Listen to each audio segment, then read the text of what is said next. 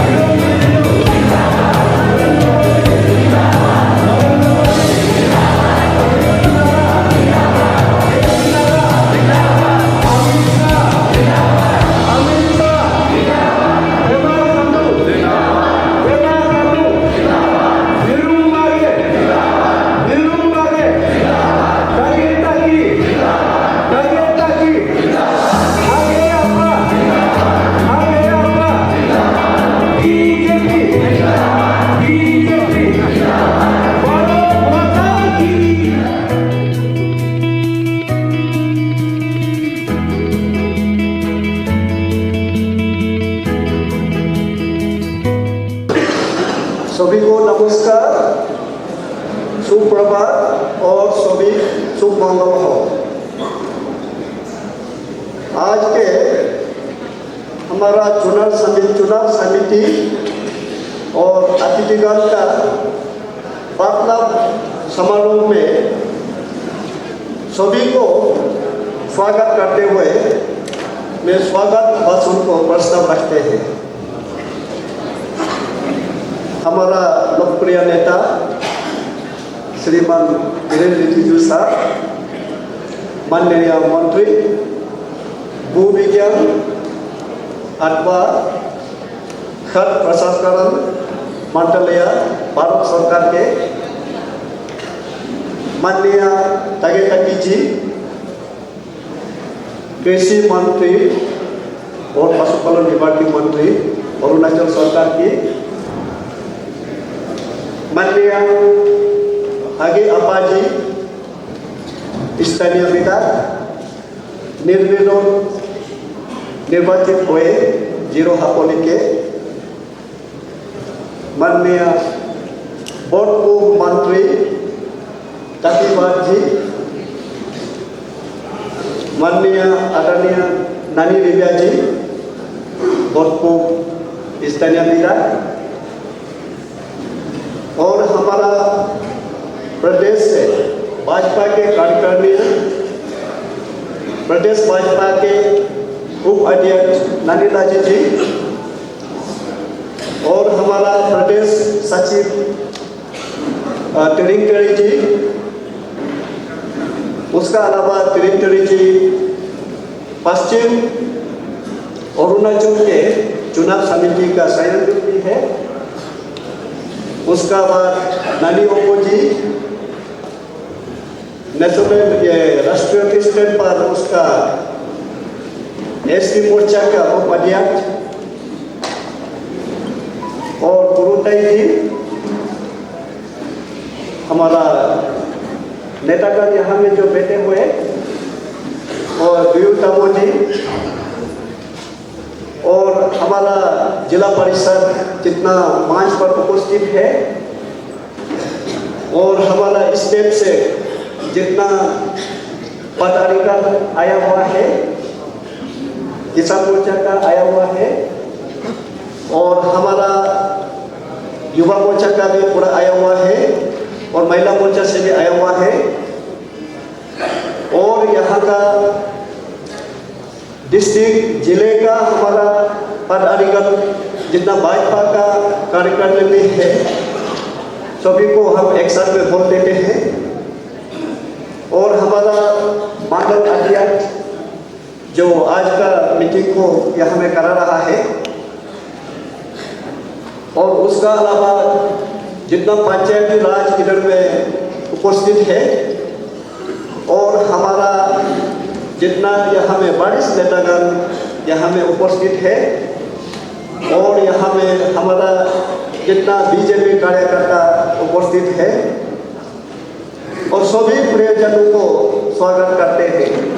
और सबसे विशेष करके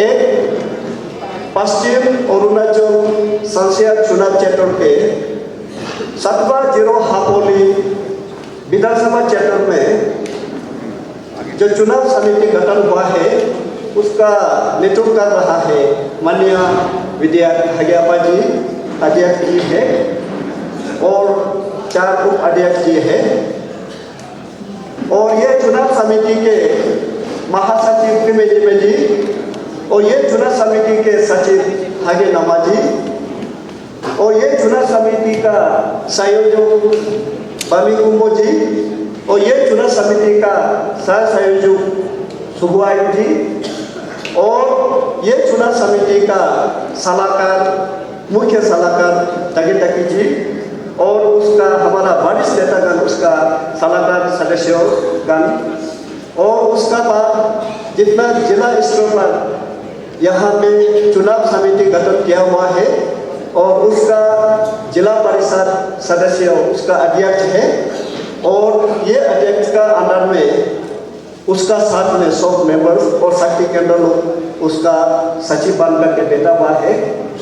और ये हमारा तीन स्त्रियाँ केंद्रीय समिति आज हमारा अतिथिगण का साथ में वार्तालाप समारोह हो रहे हैं और उसी समारोह में सभी को, सब प्रियजनों को यहाँ में स्वागत करता है और हमारा भाजपा कार्यकर्ता को सबको शुभकामनाएं देता है और मेरा स्वागतम भाषण को यहाँ पर विराम करते हैं। धन्यवाद।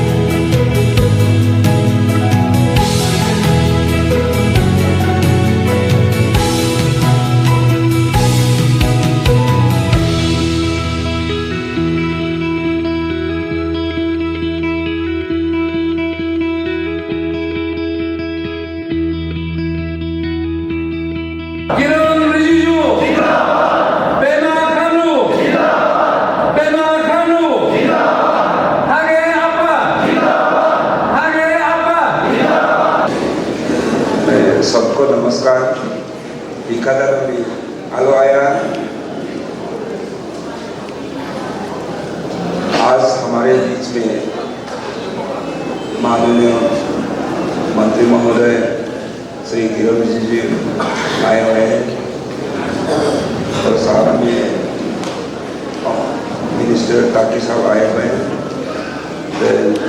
हमारे ऑनरेबल एमएलए यहाँ तो दुकम जी आए हुए हैं।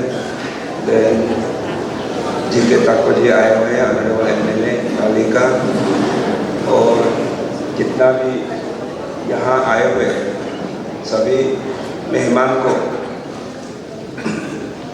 और मंच में बैठे हुए सब जिला परिषद member, then MLA, ex MLA, ex ministers और सभी को मैं भी प्रणाम करता हूँ। साथ साथ में यहाँ जितना भी आए हुए हैं सभी को मैं प्रणाम करता हूँ।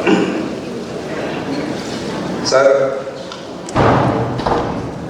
मैं अपने आप को भाग्यवान समझता हूँ आपका आशीर्वाद से और सभी बीजेपी पार्टी का आशीर्वाद से मैं ये निर्विरोध चुना गया है। यहाँ का जीरो का वासियों ने हमको 17-0 हापोली का एक विधायक होने का मौका दिया है और ये आप लोगों का आशीर्वाद है, इसलिए मैं सबसे पहले सभी को धन्यवाद देता हूँ।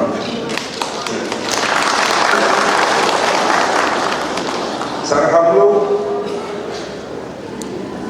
ये हमारा अनकॉन्टेस्ट लिए काम करने के लिए शुरुआत कर दिया था।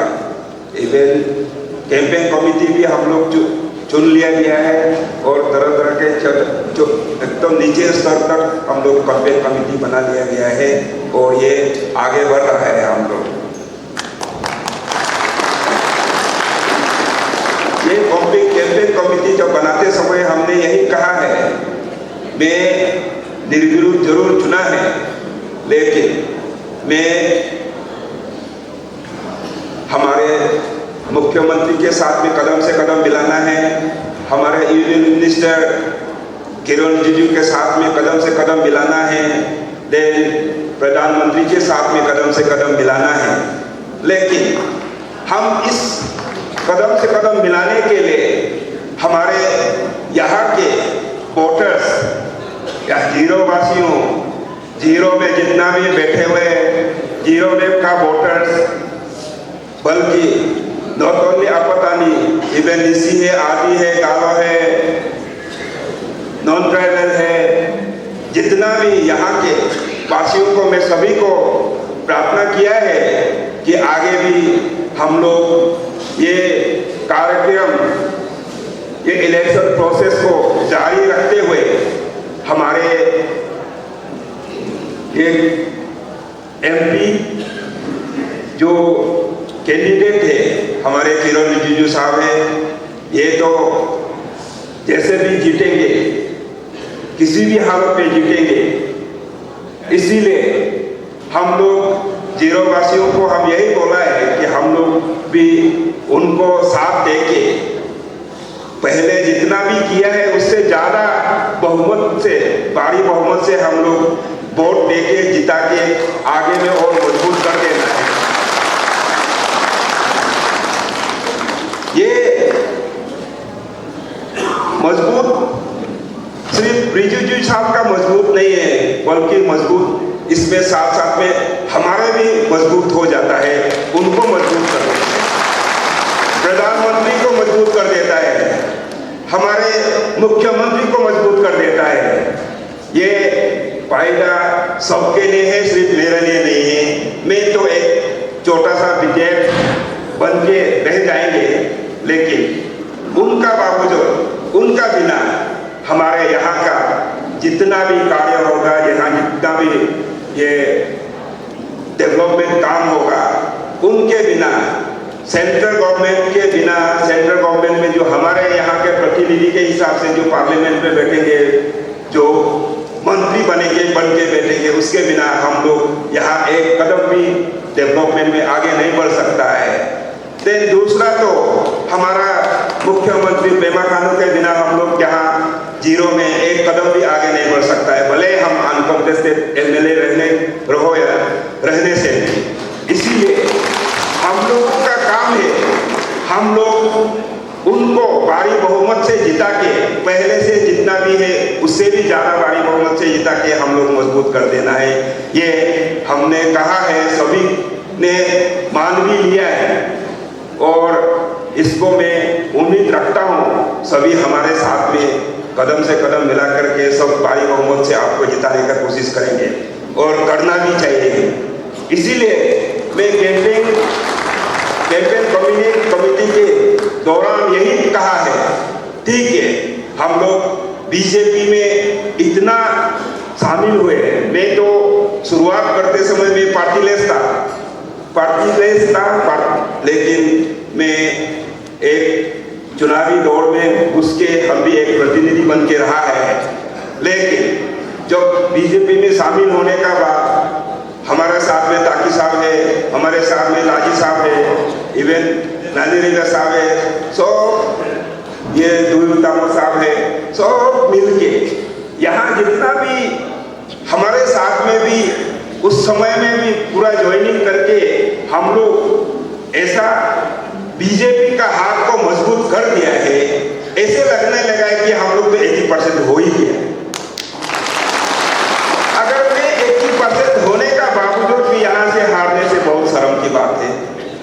इसीलिए मैं कहता हूँ कि ताकी साहब का आदमी आपको वोट देगा, लाजी साहब का आदमी आपको वोट देगा, दुर्योत्तम का आदमी आपको वोट देगा और आपका भी अपना निजी एक रिलेशन है सबके साथ में, उन लोग वोट देगा, हमारा आदमी साथ देगा, तो कहाँ हारने का जगह है।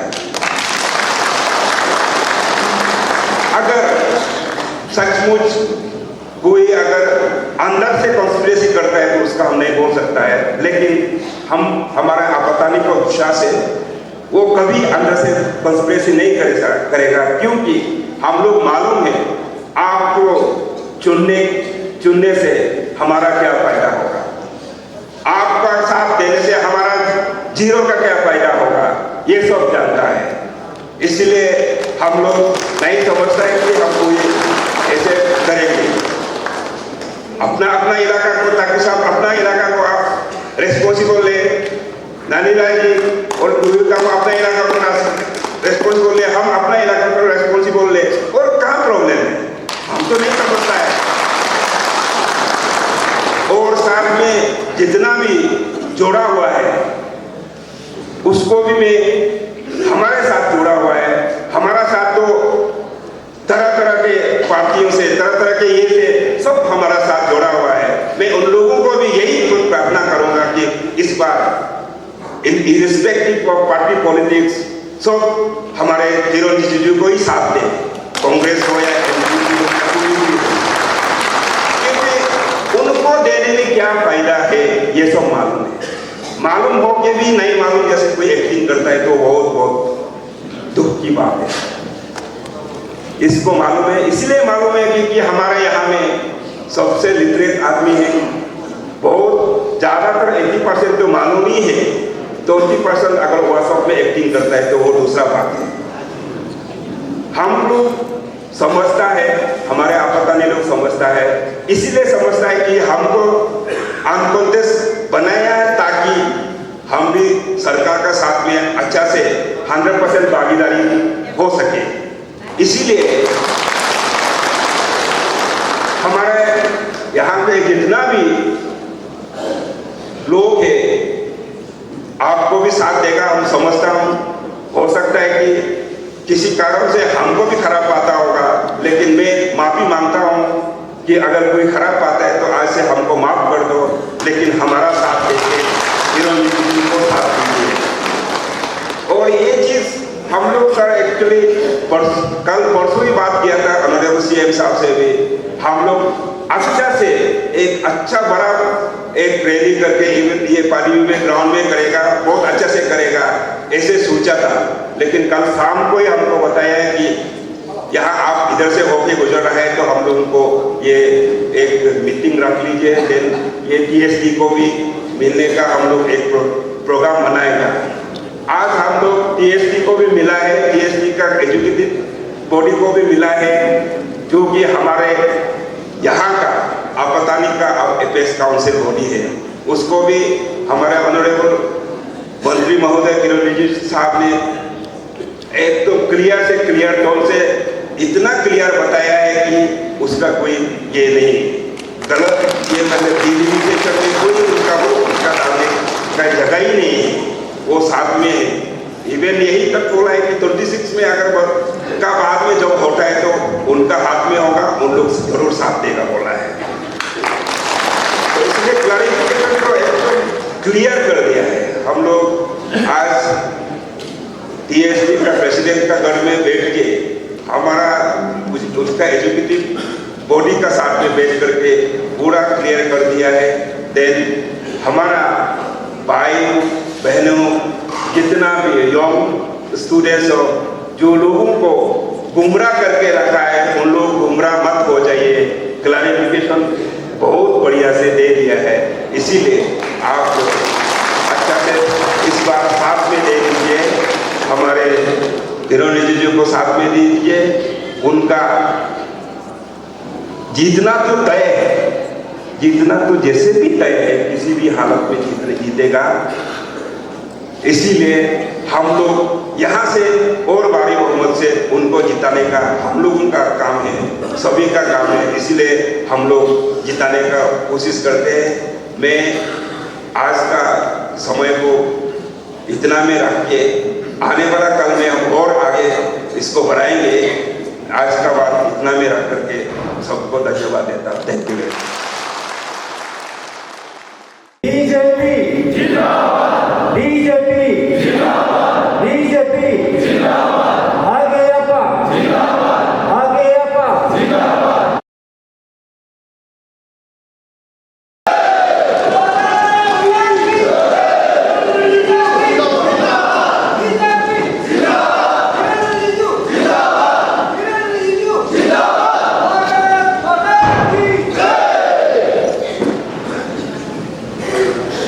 मंच पर विराजमान अरुणाचल सरकार में मंत्री तगे तगे जी और वर्तमान में एमएलए और इस इलेक्शन में भी जो अनअपोज्ड इलेक्ट हो चुके हैं, यहाँ तो दुकम जी तालिहा कॉन्स्टिट्यूंसी से हैं, जीके तको जी ताली असेंबली कॉन्स्टिट्यूंसी से एमएलए हैं, और आज जिसका बदौलत जिन्होंने ये सारा कार्यक्रम का रचना किया, आपका चेहते नए विधायक के रूप में जो इलेक्ट होकर के अभी बैठा है हागे अपा जी, फॉर्मर मंत्री कपिल भट्ट जी, एक्स एमएलए नानी रेबिया जी, हमारा पुराना दोस्त सीनियर पार्टी का वाइस प्रेसिडेंट नानी लाजी जी, स्टेट सेक्रेटरी तरिंग तेरी जी, और हमारा एसटी मोर्चा का national secretary Nani Oppo ji, state executive member Pabin Hinda ji, बहुत ही senior leader former undivided Subansiri का डिस्ट्रिक्ट वाइस प्रेसिडेंट पाबिन कानो जी, यहाँ बहुत सीनियर लीडर्स और बैठे हुए हैं, जिला परिषद मेंबर्स, साथ में जितने भी ग्राम पंचायत सेगमेंट के चुने हुए प्रतिनिधि, बीजेपी पार्टी के ऑफिस बेयरर्स, डिस्ट्रिक्ट के, मंडल के, और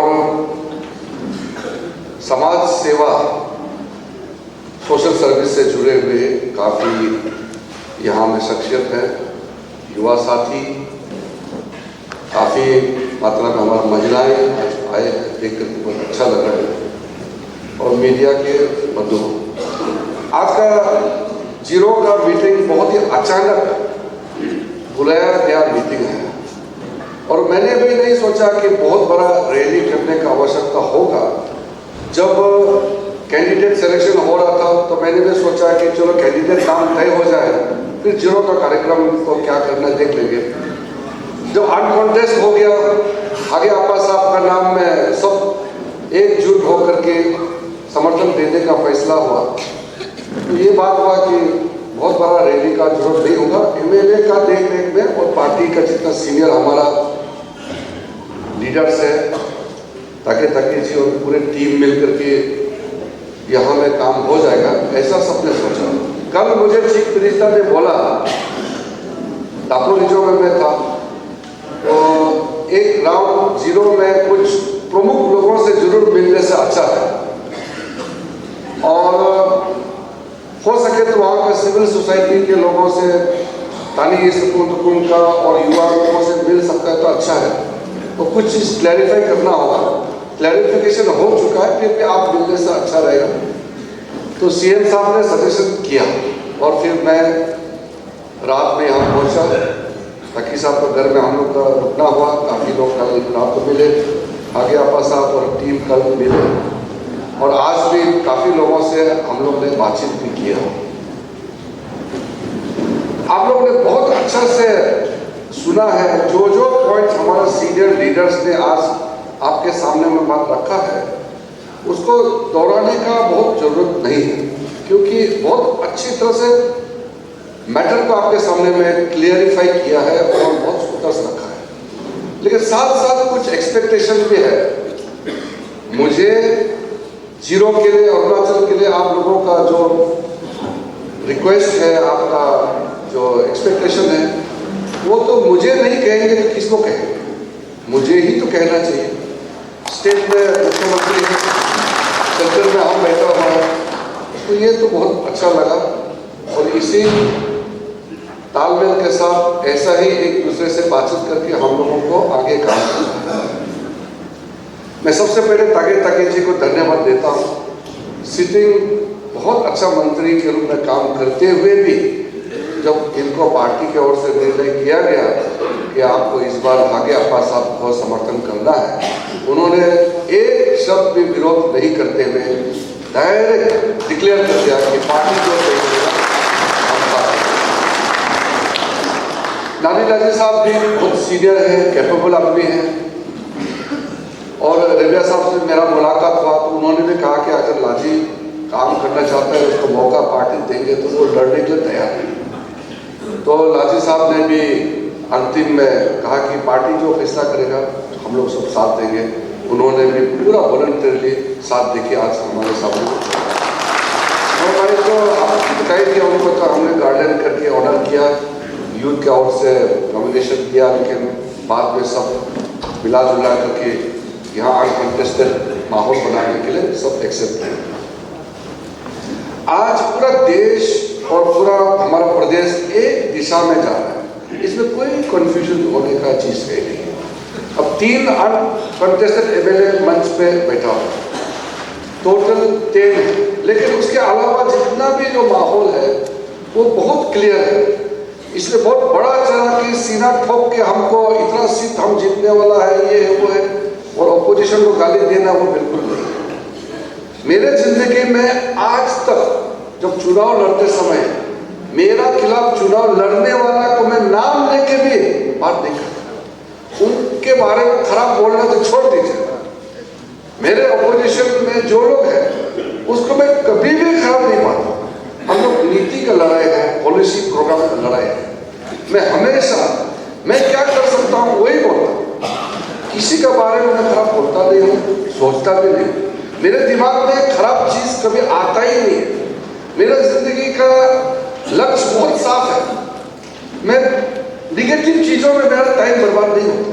कोई आदमी गलत काम कर रहा है, उनको मैं इतना ही बोल सकता हूँ गलत काम मत करो, लेकिन उसको जाकर के लड़ने का कोई जरूरत नहीं, क्योंकि मुझे अच्छा काम करने के लिए बहुत कुछ करना है।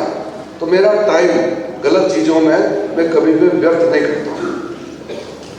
इसलिए जब मेरे खिलाफ में कोई यहाँ बोलता है तो मैं सोचता हूँ कि क्यों बोलता होगा। शायद इसलिए बोलता होगा कि मुझे गाली देने से उसको वोट मिल जाएगा, अदरवाइज मेरे खिलाफ बोलने के लिए क्या है।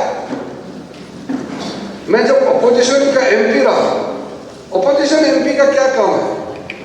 मैटर को पार्लियामेंट में रेस करना है, असेंबली में रेस करना होता है, क्योंकि सरकार तो नहीं चलाता है। सरकार तो जिसके पास मेजोरिटी है वही चलाता है। लेकिन हमने अपना अपोजिशन का समय में भी, मैंने उस समय का कांग्रेस कैंडिडेट जो था 2004 में, मैंने कभी भी उसके खिलाफ नहीं बोला। 2000 के पहले जब मैं एमएलए के लिए जब 1999 का जब इलेक्शन हुआ, तब भी मैंने कभी इस तरह का राजनीति नहीं किया। आज भी हमारा आपातानी समाज का सीनियर लोगों से मेरा मुलाकात हुआ, उनको मैंने इतना ही कहा, अगर आप लोग पॉलिटिकल पार्टी का होता और किसी पॉलिटिकल प्लेटफॉर्म से अगर मुझे एक्यूज करता तो मैं बहुत दूर तक जवाब देना था। लेकिन समाज में जो काम करता है, समाज में जो लोग जिम्मेदारी लोग हैं, वो जो भी बोलता है समाज के लिए ही बोलता है, और मुझे बोलता है तो मैं खराब नहीं बोलता। मुझे जितना बात करना है बोल सकता है। सोसाइटी का नाम से मैं कभी भी किसी का विरुद्ध में काम नहीं करता। पॉलिटिकल पार्टी खिलाफ करेगा उसका मेरा पास जवाब है। इसलिए पिछली बार जब मैं आया था, किसी ने प्रोपोगेंडा किया कि डिलिमिटेशन के बारे में लेकर के कोई चर्चा हो। मैंने बाद में अपने सीनियर लोगों को भी बोला है, मैं इसका जवाब नहीं देना चाहता, क्योंकि अगर मैंने गलत काम किया है तो मैं जरूर क्लैरिफाई करेगा। मेरा तरफ से कोई ऐसा काम एक भी नहीं हुआ जिससे अरुणाचल प्रदेश या हमारा आपातानी कम्युनिटी को नुकसान होगा, ऐसा कुछ हुआ नहीं। जब हमारा 60 असेंबली बना 1989 में, मैं खुद उस समय पूरा पार्टिसिपेट किया हुआ है। 4 जगह में chief election commissioner Arunachal Pradesh आए थे। आरबीएस पेरी शास्त्री जब चीफ इलेक्शन कमिश्नर था, वो ईटानगर भी आया, बोमदिला में भी आया, तेजू में भी आया, पासीघाट में भी आया। 30 एमएलए था अरुणाचल को, उसको 60 बनाना है। मैं उस समय कॉलेज के लिए तैयारी कर रहा था, तो उस समय कांग्रेस का सरकार, और जब पूरा 0 को 1 एमएलए में बनाना है करके फैसला हुआ था, उस समय तो अभी वो रुगु हमने भी अच्छा से बताया, मैं तो पॉलिटिक्स में तो था नहीं, और सबने उस समय कॉन्सेंसस ये आपातानी प्लेटू को 1 एमएलए बनाने पर उस समय फैसला किया। वो तो मेरा फैसला नहीं है। उसके बाद अगर और चेंज करना है, 60 के बाद बढ़ना है, और उस समय हम एमपी होते हैं, तो मुझे सीधा बोलना चाहिए। अभी 60 एमएलए से 90 तो हुआ ही नहीं, तो फिर आपातानी में डिफरेंस कहाँ हुआ है? जब 60 को हम लोग बढ़ाएगा, 70 होगा, 80 होगा, 90 जो भी होगा फ्यूचर में, अगर उस समय में पावर में है, मैं मेंबर ऑफ पार्लियामेंट में रहेगा, अगर नहीं कर देता है तब मुझे बोलो ना। अभी तो 60 का 60 ही है, कहां से बढ़ रहा है? तो उस समय 2002 में डिलिमिटेशन का जब गैजेट पब्लिकेशन करके डिलिमिटेशन कमीशन का जो बात शुरू किया था, 2001 सेंसस को बेस करके इन्होंने एक ड्राफ्ट निकला, और आप लोग सबको मालूम है 2007 में फाइनल ड्राफ्ट पब्लिकेशन किया था, और फाइनल ड्राफ्ट पब्लिकेशन में इंटायर आपातानी वैली को ये 0 जो पुराना 0 है, और कुछ गांव और हापोली का आधा भाग को एक एमएलए बनाना है करके एक प्रपोजल आया, और हापोली एरिया से लेकर के ये याचुली एरिया का कुछ पोर्शन मिला के एक एमएलए होना है बोल के प्रपोजल आया 2007 में। तो मैं तो एमपी था उस समय, तो मैंने कहा कि आप लोग जैसे प्रपोजल करेगा हम तो सपोर्ट करने वाला बैठा हुआ है, कोई चिंता नहीं। तो उस समय हमारा अरुणाचल प्रदेश से 5 एमएलए को डिलिमिटेशन कमीशन में एसोसिएट मेंबर के तौर पर भेजा गया। मुझे याद है नाम अभी भी। ये ताली का एमएलए था ताकम सोराम, दुमपोलेचो का एमएलए था तकर मारते, मारियम केको का एमएलए जेके पंगी, त्रिजिनो भालुपुर का एमएलए नरेश ग्लो, और पंचो वका का एमएलए होंचुन नंगनम। ये 5 लोगों को डिलिमिटेशन कमीशन का मेंबर, एसोसिएट मेंबर बना के भेजा। दिल्ली में मीटिंग हुआ, और मीटिंग में बहुत बहस हो गया। बहस होने के बाद डिलिमिटेशन का जो प्रपोजल है उसको लेकर के अरुणाचल का प्रतिनिधि ने विरोध किया। तो डिलिमिटेशन में बोला कि देखो इतना डिटेल में हम लोग बात नहीं कर सकता है, हम लोग तो जो रूल में है रूल में जाएगा। अब रूल तो आप लोग सब मालूम है, कोई कोई जगह में 5000 में भी एमएलए सीट है, और ईटानगर में 80,000 है। अभी तो शायद सब अपना अपना जगह चला गया, थोड़ा कम हो गया होगा। वहां 80,000 वोटर है, एक एमएलए है ईटानगर में। अनिनी में 5000 वोटर है, वहां एक एमएलए। तो हमारे प्रदेश में बैलेंस नहीं है, ऑल इंडिया में बैलेंस नहीं है। अब देखिए लद्दाख में 140,000, 1,43,000 उसमें एक एमपी है। लक्षद्वीप में 55,000 वोटर है, एक एमपी है, क्योंकि वह यूनियन टेरिटरी है, एक एमपी है। हमारा अरुणाचल में ईस्टर्न में हमारा 9 लाख पॉपुलेशन है, ईस्टर्न में 6 लाख पॉपुलेशन है। तो मैं उस दिन वेस्ट बंगाल में गया। वेस्ट बंगाल में दक्षिण 24 परगना एक डिस्ट्रिक्ट है। एक डिस्ट्रिक्ट में 82 लाख पॉपुलेशन है, और एक ही उसी डिस्ट्रिक्ट में 3 लोकसभा एमपी सीट है। तो बैलेंस नहीं है। पहाड़ में कम पॉपुलेशन में एमएलए मिलता है, क्योंकि लैंड मास और मैन मास आदमी को भी देखता है और जमीन को भी देखता है। क्योंकि यूपी जैसे करेगा तो हमारा तो पूरा अरुणाचल में 2 ही एमएलए मिलेगा। अगर 9 लाख वोटर है तो यूपी का स्टैंडर्ड, वेस्ट बंगाल का स्टैंडर्ड 2 एमएलए सीट मिलता है, एमपी तो मिलता ही नहीं हम लोग को। लेकिन क्योंकि हमारा ज्योग्राफिकल एरिया बड़ा है, इसलिए अलग स्टेट यूनियन टेरिटरी होने के नाते हम लोग को 2 एमपी उस समय दिया। समय समय में एक गवर्नमेंट तय करता है कि पार्लियामेंट के माध्यम से रूल बनाता है कि कब सीट क्या बढ़ाना है, ये सब निर्णय होता है। तो 2000 2007 में डिलिमिटेशन एक्ट अमेंडमेंट जब पार्लियामेंट में पास हुआ, उस समय में ये तय किया गया कि 2026 के बाद में नंबर्स ऑफ एमएलएस एमपीज का एक्सरसाइज होगा। पूरा दुनिया को मालूम है कि ये एक्सरसाइज 2026 के बाद ही होगा। ये 2007 का पार्लियामेंट का लॉ बनाया गया है। इस बीच में हमको एमएलए चाहिए, एक्स्ट्रा चाहिए, कहीं इस तरह का कोई बात नहीं है।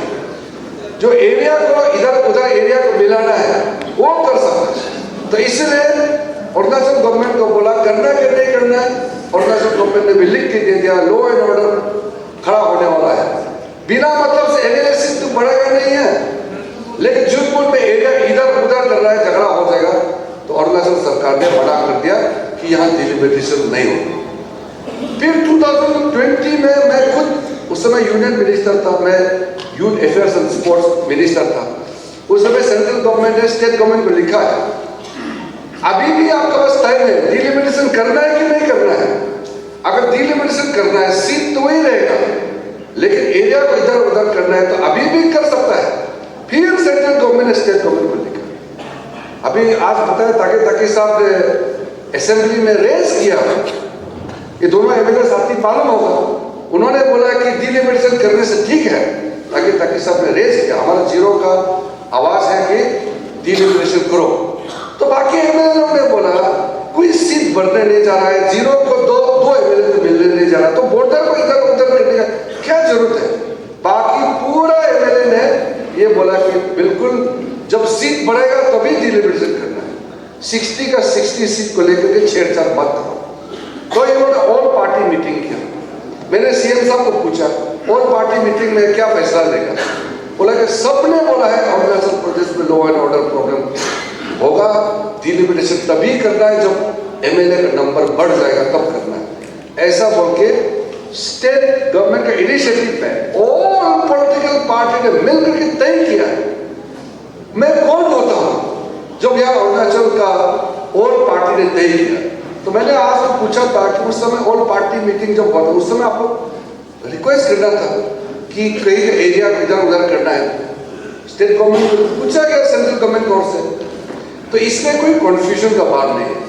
मेरे समय में जो कुछ भी होगा वो मैं जिम्मेदार रहूंगा।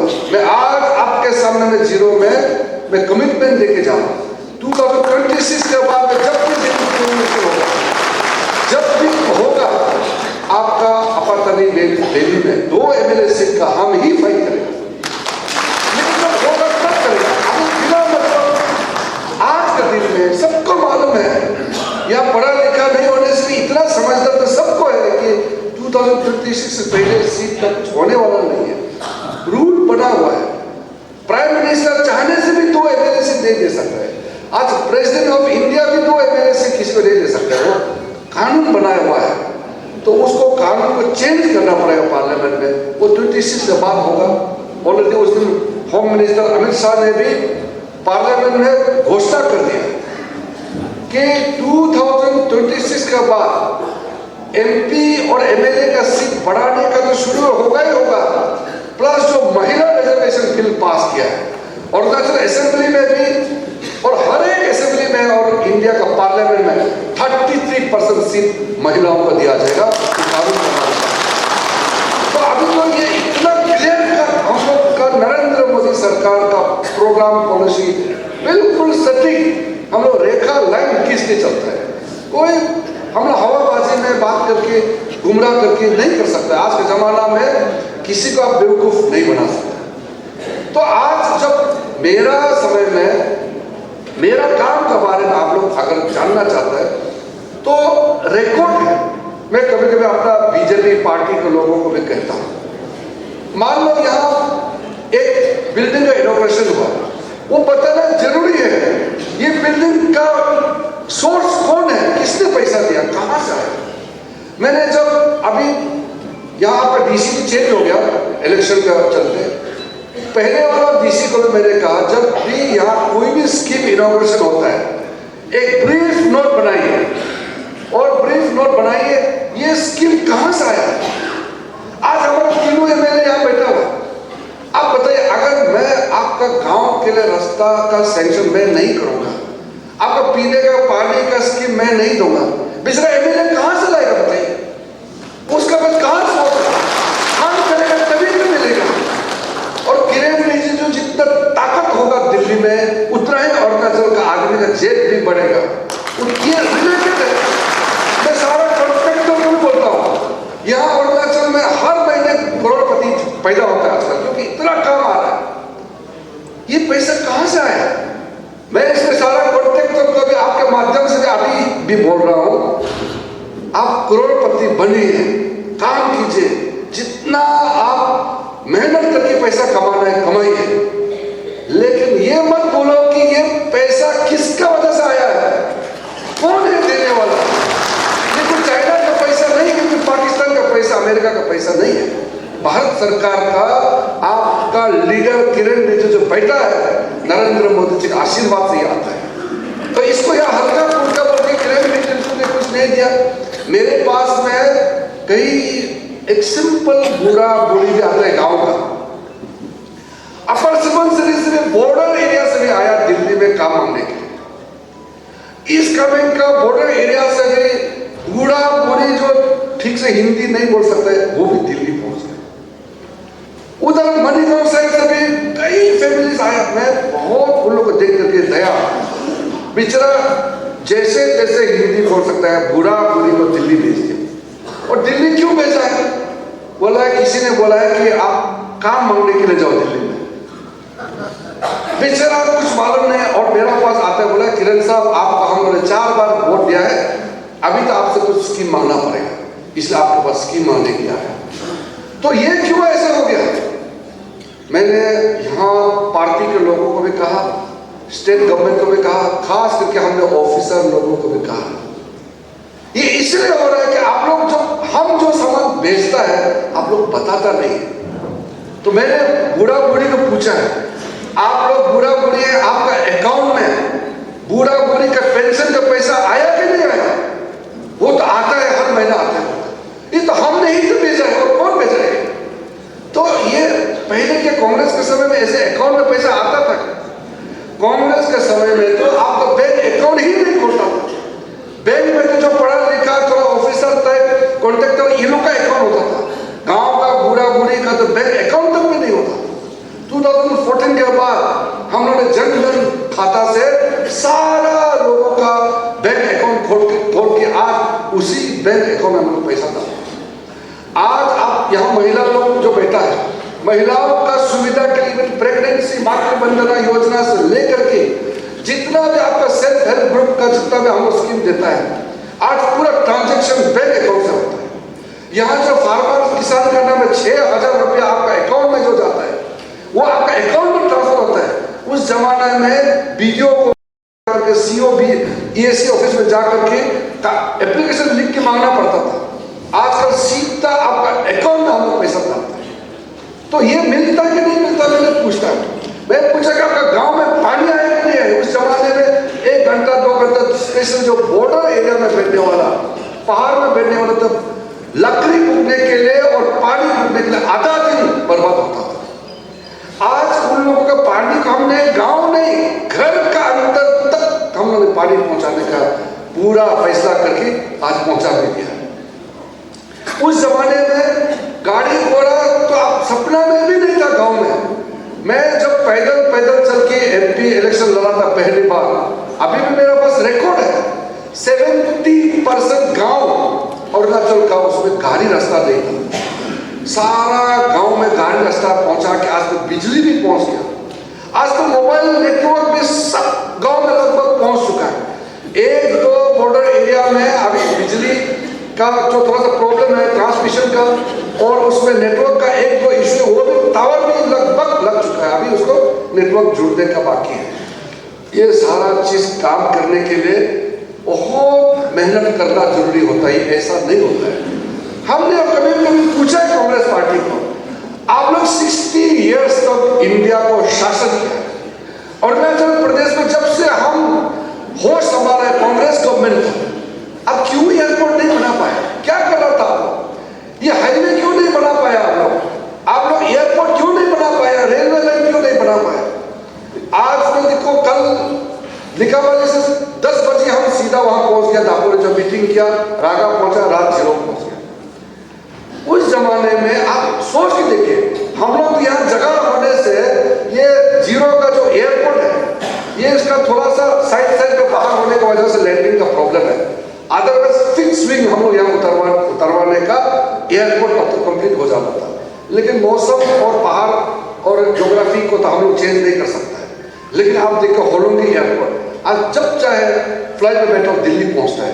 उस समय कितना तड़प के हम लोग को इधर जाना पड़ता है, गुवाहाटी जाएगा, फिर होटल बुक करो, कितना तकलीफ होता था। ये सब चीज इतना जल्दी हम लोग ने किया है, तो आदमी का याददाश्त बहुत कमजोर है।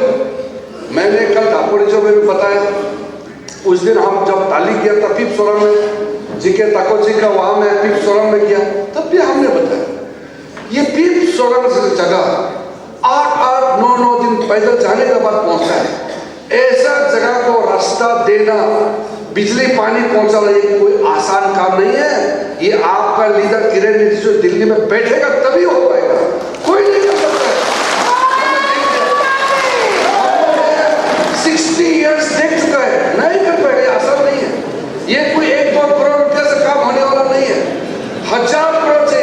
मैं आज 0 से आपको बता रहा हूं, मेरा अगले टेन्योर, अगले चुनाव 2029 का पहले ताली जैसे जगह में नेशनल हाईवे पहुंच चुका होगा। मैं अभी जब आया 1 महीना पहले more than 25,000 crore frontier highway already sanction approve हो चुका है। अभी टेंडर प्रोसेस शुरू हो गया, जो भी काम करना कर सकता है। अगर कोई कॉन्ट्रैक्टर काम करता है तो अच्छा है ना, वो कमाएगा तो उसका साइड इफेक्ट तो सोसाइटी में जाता ही है। एक आदमी कॉन्ट्रैक्टर बहुत पैसा कमाया तो उसको गाली देने का नहीं, कोई ना कोई तो करना ही पड़ेगा। बाहर का आदमी कॉन्ट्रैक्ट करने से अच्छा हमारा अरुणाचली कॉन्ट्रैक्टर करो, क्योंकि वो कमाएगा तो वो पैसा बाजार में जाएगा, दुकान में उसका खर्चा होगा, सब्जी वाला का वहां में खर्चा होगा, कपड़ा खरीदेगा, यहाँ में घर बनेगा, लेबर का खर्चा होगा, आपका वहां घर बनाने के लिए ईंटा, पत्थर, लोहा, ये सब सोसाइटी को इनडायरेक्ट बेनिफिट मिलता ही है। समाज को आगे बढ़ाना है तो हम लोग का सोच तो बहुत बड़ा करना होगा। इसलिए मैं बोलता हूं, मुझे अगर कोई मेरा निशाना अगर 0 में पूछता है तो मेरे लिए बहुत तकलीफ है निशाना बताना, क्योंकि अगर 1 निशाना होता या 50 निशाना होता तो मैं जरूर मैं बता देता। जो गिनती कर नहीं सकता है, इतना काम करने के बाद भी अगर कोई बोलता है कि आपका निशाना चाहिए तो फिर उसको समझाना मुश्किल है। तो इसलिए मैंने ऑफिसर लोगों को कहा, अपने पार्टी लोगों को कहा, जब भी कोई काम आता है आप बताइए काम किसने किया बताओ। नहीं आदमी तो बेरू ही नहीं होता है, ऐसे ही आकाश में आसमान से गिर गया। ये ताकि साहब ने जब मुझे बोला कि सर 0 में पानी का क्राइसिस है, आने वाले दिन में हमारे खेती बाड़ी बहुत होता है, पीने का पानी क्राइसिस होने वाला है, पानी नदी से यहाँ लाने के लिए हमारा स्टेट गवर्नमेंट तो 1-2 करोड़ तो होगा नहीं, आप कुछ कर दीजिए।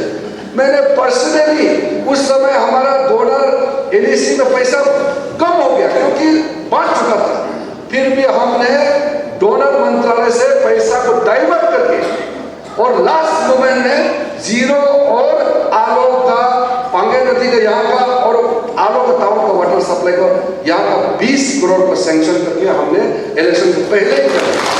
तो इसके बाद मैचिंग ग्रांट दिया और वो आपका प्रोजेक्ट इनोग्रेशन भी हो गया, पानी का प्रोजेक्ट। इसी प्रकार से छोटा छोटा आपका, जैसे फॉर एग्जाम्पल अपातानी सोसाइटी ने मुझे कहा कि 3 फेस्टिवल का एक नया ग्राउंड बनाना है, वो पुराना ग्राउंड ठीक नहीं है, नया ग्राउंड बहुत सुंदर है, वहां बनाओ।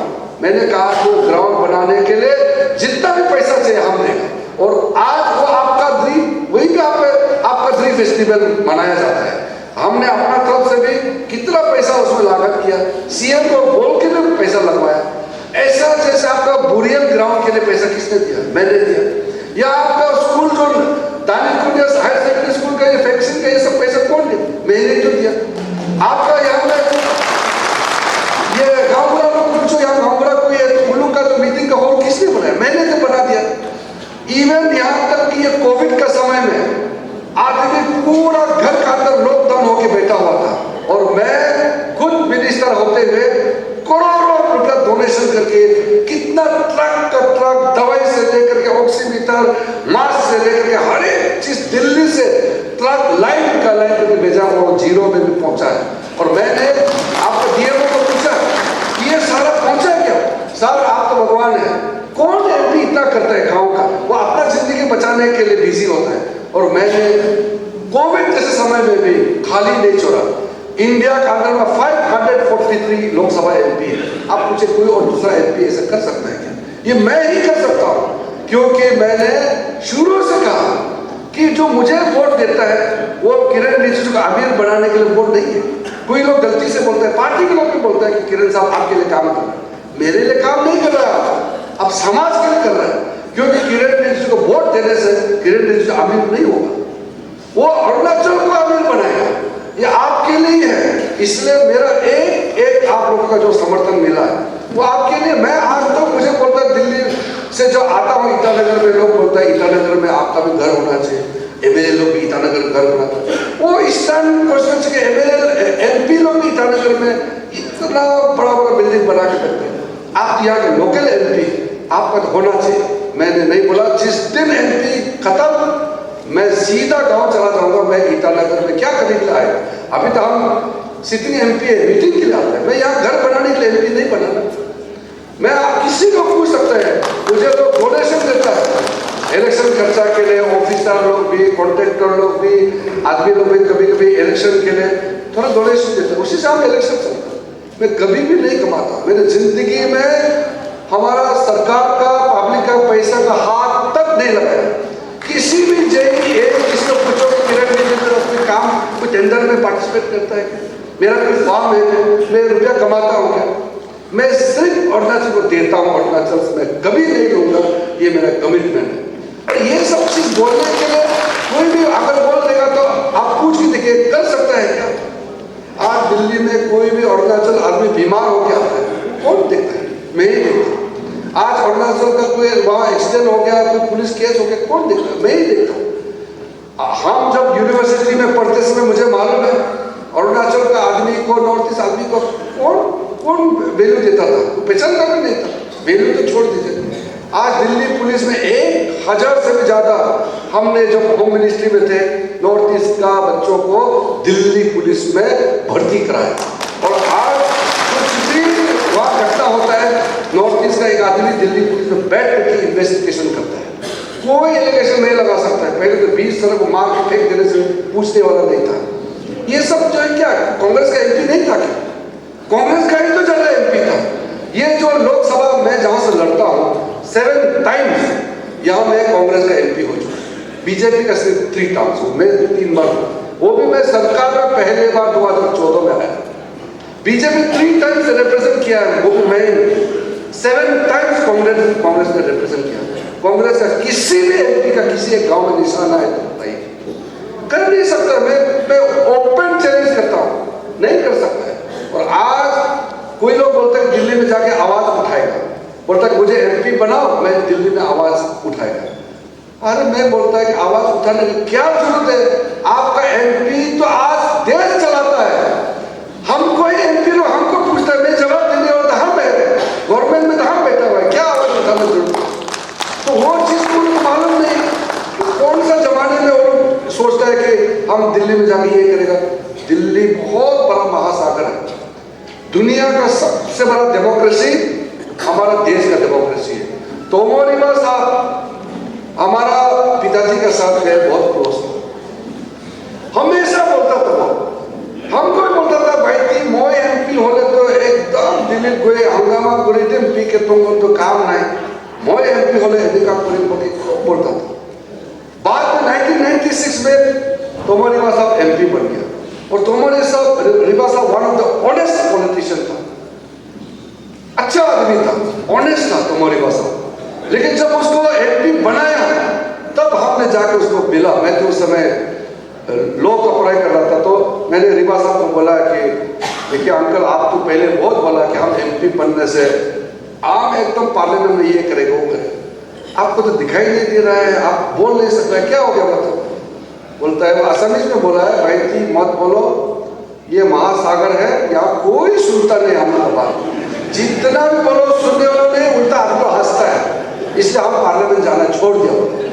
फ्रस्ट्रेशन, इतना बड़ा महासागर, दुनिया का सबसे बड़ा लोकतंत्र, लोकसभा में चमकना, ये ऐसा नहीं होता है।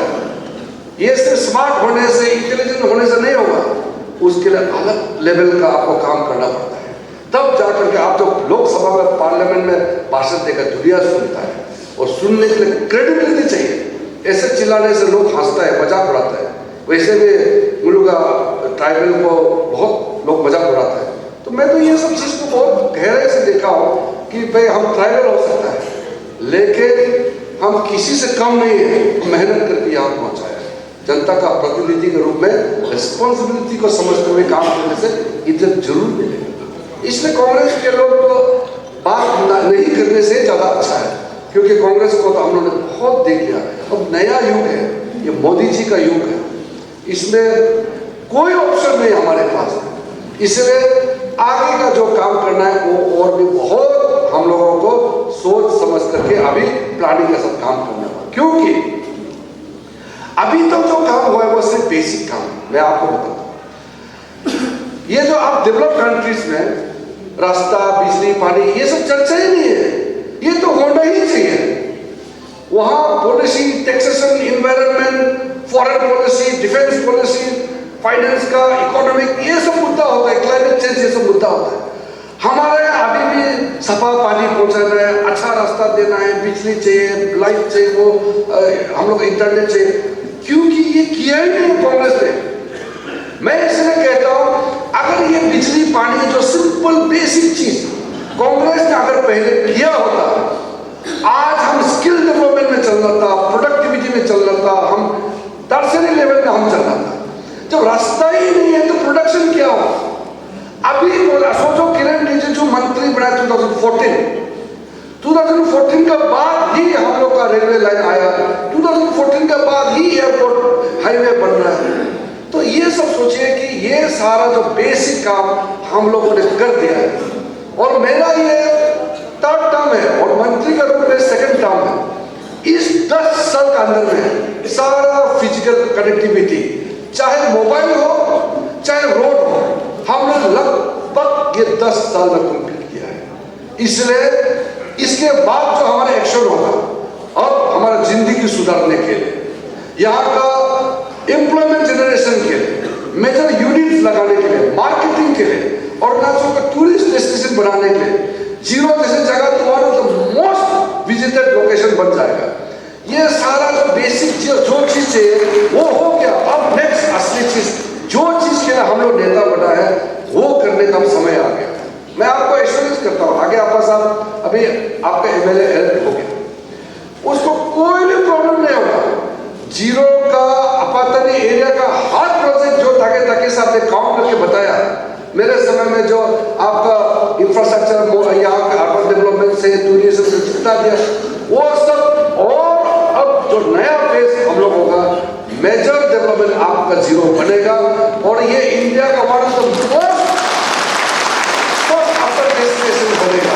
हम चाहते हैं कि यहाँ युवा लोग पाइन ग्रोव में, जंगल साइड में, ये पागे साइड में, तालेबेली साइड में रिजोर्ट बनाए, कमाए, सस्टेनेबल जंगल को, पानी को प्रिजर्व करते हुए एक्टिविटीज हो, ताकि लोग एंगेज हो। और जो लोग, जैसे मेरा नया मंत्रालय जो और एक दिया फूड प्रोसेसिंग इंडस्ट्रीज के लिए, जहां प्रोसेसिंग यूनिट, खाने पीने का जितना एक्सपोर्ट करने लायक, लोकल कंजम्पशन के लिए ईटानगर भेजना, कितना ये काम करना बाकी, ये सब तो हम लोग ही करना है। मैंने ऑलरेडी नया मंत्रालय संभालते ही पूरा डायरेक्शन देके रखा है कि अभी इलेक्शन तक, क्योंकि नया सेंक्शन कर नहीं सकता है, इलेक्शन खत्म होते ही 100 डेज का मेरा मिनिस्ट्री का जो 2 डिपार्टमेंट, 2 मिनिस्ट्री मेरे पास है, वो हर एक मंत्रालय को प्रधानमंत्री का निर्देश दिया हुआ है। जिस दिन हम लोग शपथ लेगा, उसी दिन से पहला 100 दिन का कामकाज का ब्लूप्रिंट भी रेडी होकर रखा हुआ है। इसीलिए हमारे सारा पिक्चर रेडी किया हुआ है। तो ये सारा चीजें बहुत डिटेल से बोलने का जरूरत नहीं है, क्योंकि आप लोग समझदार हैं। आज खास लोगों को यहाँ बुलाया है, ये पूरा पब्लिक मीटिंग नहीं है, लेकिन यहाँ में जितना भी आप लोग आया है, आप लोग बहुत इम्पोर्टेंट लोग हैं, बहुत आप इम्पोर्टेंट रोल प्ले करेंगे, आप कम्युनिकेटर है, ये मैसेज को जाएंगे। और जो सोशल मीडिया, ये जो इलेक्ट्रॉनिक मीडिया के माध्यम से जो जाता है वो तो है, लेकिन आप फिजिकली 1-to-1 जाके आपको बताना हो ये इलेक्शन कोई मजाक नहीं है, इलेक्शन ऐसे कुर्सी के लिए लड़ना ये नहीं है, इलेक्शन हमारा भविष्य बनाने का इलेक्शन है।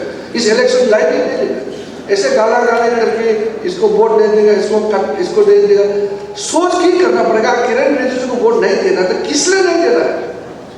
कौन है जो जाके आप अरुणाचल के बारे में देश भर में दुनिया में जाकर रिप्रेजेंट करने वाला? कोई जा सकता है तो जरूर जाइए, नहीं तो बहुत नुकसान मत कीजिए। ये सब बहुत सीरियस चीज है।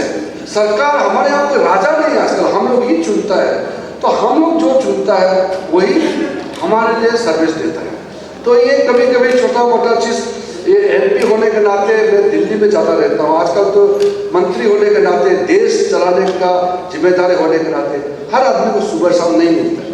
कभी कभी सेंटिमेंट होता है, अरे किरण रिजिजू को तो मिलने के अपॉइंटमेंट नहीं दिया, तो मैं 1 महीना में 7 दिन दिल्ली बैठता हूँ, बाकी तो मैं टूर में रहता हूँ, तो हर समय तो मिलता नहीं है। कोई दूसरा कैबिनेट मिनिस्टर दिन में जाके कॉन्स्टिट्यूंसी आदमी मिल नहीं पाता है, वो लोग सिर्फ महीना में एक बार कॉन्स्टिट्यूंसी में जाता है, इनोग्रेशन करता है, वही है। मैं जो भी दिल्ली आता हूँ, मैं जब तक रहता हूँ मिलते रहता हूँ। कभी कभी तो मेरा मीटिंग में लेट हो जाता है, पब्लिक आते रहता है, थोड़ा करके मिलते। तो ये सब मेरे लिए पब्लिक का साथ में रहना, पब्लिक का साथ में बैठ करके काम करना, यही मेरा ड्यूटी है। लेकिन क्या है, जैसे मैंने बताया कि हम काम करके भेजने के बाद या इम्प्लीमेंटेशन स्टेट गवर्नमेंट का जिम्मेदारी है, एमएलए साहब का देख रहे हैं, स्टेट गवर्नमेंट का जो डिपार्टमेंट्स होते हैं वो इम्प्लीमेंट करते हैं। सिर्फ इम्प्लीमेंट करते समय कभी भी ये नहीं बोलना है कि स्कीम कैसा है। दूसरा स्टेट में देखो ना, अभी पूरी पेंशन लेने से नरेंद्र मोदी जी को धन्यवाद देते हैं, मोदी जी धन्यवाद बोलता है। तो उसमें छोटा सा घटना बताता हूँ, उसके बाद में समाप्त रहेगा। प्राइम मिनिस्टर ने ऑर्डर किया कि सारा सीनियर मिनिस्टर एक रात गांव में सोना है, और वो भी दूर दूर गांव में जाके सोना है। तो मेरा colleague Smriti Irani, women and child development minister को बोला अरुणाचल चलो, वो सीधा चला गया चाइल्ड तजो, रास्ता भी तक खराब था, वो पूरा कॉन्ट्रैक्टर को वहां कुछ झमेला चल रहा, रास्ता ठीक से नहीं बनाया। तो चाइल्ड तजो पहुंचा, तो स्मृति ईरानी जी सोचा होगा यहाँ भी दूसरा जैसे जगह होगा बोल के उन्होंने ऐसे चलते चलते में बुढ़ी को पकड़ा, बुढ़ी को पूछा आपको मोदी जी का चावल मिला है क्या? वो बुढ़ी बोलती नहीं मिला बोलता। तो फिर आगे गया, एक बुढ़ा को पकड़ा, बुढ़ा को पूछा आपको सौभाग्य योजना बिजली वगैरह मिला क्या? नहीं मिला बोला। फिर दूसरा के पास जाके बोला बुढ़ा को आपको पास ओल्ड एज पेंशन मिल रहा है? नहीं मिला बोला। हर एक स्कीम का बारे में पूछते तो नहीं मिला बोलते रहते। तो वो तो बहुत शौक हो गया, तो मुझे फोन किया, बोले किरण जी मैं तो आपका कॉन्स्टिट्यूएंसी में आया हूँ, मैं कम से कम 20 आदमी को पूछ चुका हूँ मोदी जी का स्कीम, जिसको मैं पूछता है नहीं मिला है। तो ऐसे कैसे हो गया? क्या यहाँ ऑफिसर लोग काम नहीं करते? तो मैंने वहाँ का एमएलए, लोकल एमएलए हायन मंत्री को मैंने फोन किया, मैंने बोला आप कहाँ हैं? सर मैं अभी यहाँ चाइता जो पहुँचा। अरे ये क्या हो रहा है? हर चीज मैं खुद डीसी ऑफिस से जब मैं रिव्यू मीटिंग लेता हूँ तो मुझे तो बता रहा है मिल रहा है, इतना मिल रहा है बोला। तो पब्लिक क्यों ऐसा बोलता है? जब union minister senior cabinet minister पूछ रहा है, ये तो हमारा बदनाम हो गया। वो बोला कि अरे सर प्रॉब्लम इसलिए है, सब मिला है बोलते, सब मिल रहा है। वो उनको किसी ने नहीं समझाया, तो वो लोग सोचता है कि मिनिस्टर साहब मिल गया बोलने से और नहीं देगा होगा, सोच के नहीं मिला बोल रहा है, क्योंकि वो सोचा नहीं मिला बोलने से और देगा बोले, तो इसलिए बोला है मिला है। और उन लोगों को समझाया नहीं, वहाँ का लोकल हमारा लीडर लोग ने नहीं समझाया कि जो पूछता है जो मिलता है उसको मिला है बोलो, नहीं मिला है तो नहीं मिला बताना है, मिल करके नहीं मिला बोलना तो गलत बात है। तो बाद में एमएलए साहब ने काफी समझाया, तो उन्होंने बोला नहीं मिला तो है, बोला मिला तो है, लेकिन हम लोग तो और देगा होगा सोच के, इससे नहीं मिला बोला है। तो ऐसे कम्युनिकेशन होता है, मिलता है। मैंने सब लोगों को पूछा है, स्कीम का बेनिफिट मिलता है, फिर भी बोलता है किरण रिजिजू कुछ नहीं दिया। जिस चीज़ के लिए मंत्रालय क्या देगा वो अलग बात है, लेकिन मैं इतना आपको मैं एक कमिटमेंट देके जा रहा हूँ कि यहाँ का हाईवे बेसिक जो चीज़ का मैंने आपको बता दिया ये सब हो गया। नेक्स्ट फेज जीरो का क्या होना है ब्लूप्रिंट मैं आगे आपका सबसे बातचीत करके पूरा जीरो को one of the most beautiful most visited location India का बनाना है। उसको करेगा और अरुणाचल प्रदेश का हर एक कॉन्स्टिट्यूंसी का पूरा तैयारी चल रहा है और सीएम साहब का भी माइंड क्लियर है। नेक्स्ट पूरा प्लानिंग का अरुणाचल में नए सिरे से नए तरीके से हम लोग को चुनाव लड़ना है, फिर उसके बाद में काम करना है, फिर आपको बहुत जल्दी मिलेंगे। आज के लिए ये जो कार्यक्रम रचना किया, मीटिंग ऑर्गेनाइज किया, आपा साहब और पूरे टीम को बहुत बहुत धन्यवाद। जय हिंद।